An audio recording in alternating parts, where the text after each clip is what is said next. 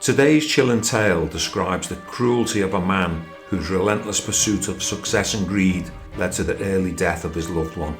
One slip up under stress has the ghost of his past resurrected and hunting him down. Perhaps her visit was an act of forgiveness, or perhaps it was a warning.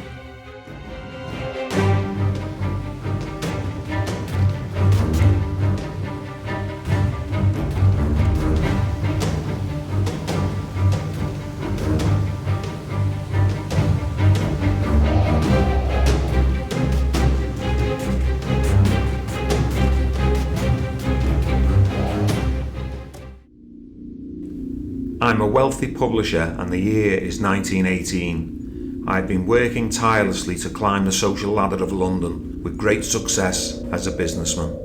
On my journey to financial success, I met Elise. She was a beautiful young woman of quiet charm and kindness who captured my heart in a way I had not expected. But Elise came from a poor family, and although I loved her deeply, she was not befitting of my newfound status.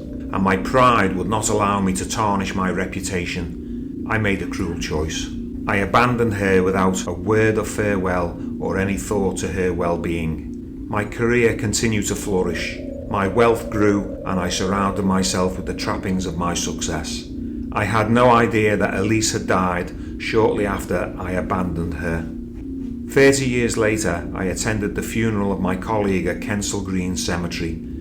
As the service ended, I wandered away from the polished headstones of the wealthy to a neglected, overgrown section of the graveyard. There, buried in the tangled ivy, I noticed a gravestone, half sunken in the earth. The inscription read, Elise Mary Carter, 1895 to 1919. The name struck me like a blow.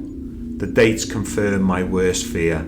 Elise had died within a year of my abandoning her, alone and forgotten at age 24. I was overcome with grief and the shame that I had buried for decades. The thick clay soil of the cemetery clung to my boots heavily.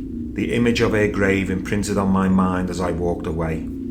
All afternoon, I couldn't shake my dark thoughts of Elise and my past.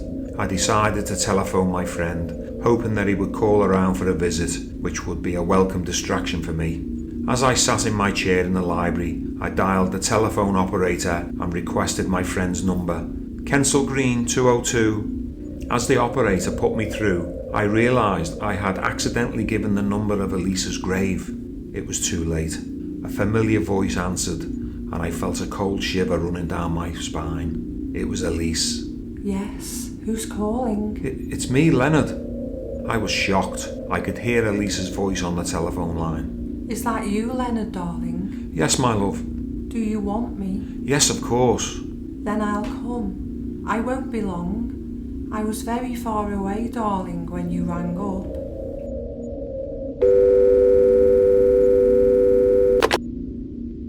I couldn't speak. I sat in stunned silence. I poured a large brandy for myself and tried to calm down. Later that evening, as the streets of London grew quiet, I sat alone in my library and poured myself yet another large brandy.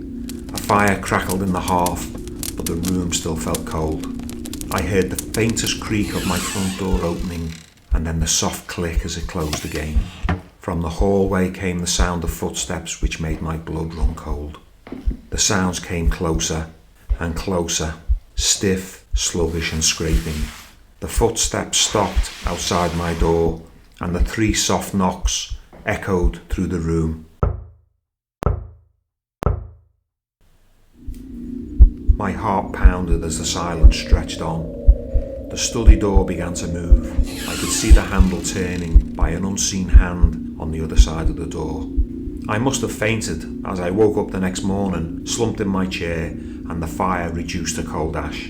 I looked around the room and I noticed something that made my stomach lurch.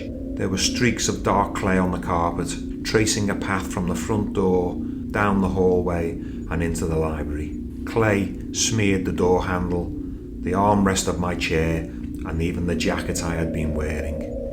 The smell of damp earth lingered in the air, but there was no sign of Elise. I have not heard from Elise since that night, although her memory still haunts me. The thick clay of Kensal Green Cemetery remains imprinted on my mind. a cruel reminder of what I cast aside in my pursuit of wealth and status. Perhaps her visit was an act of forgiveness, or perhaps it was a warning. I will never know, but it does make me wonder what other things might be resurrected given the opportunity.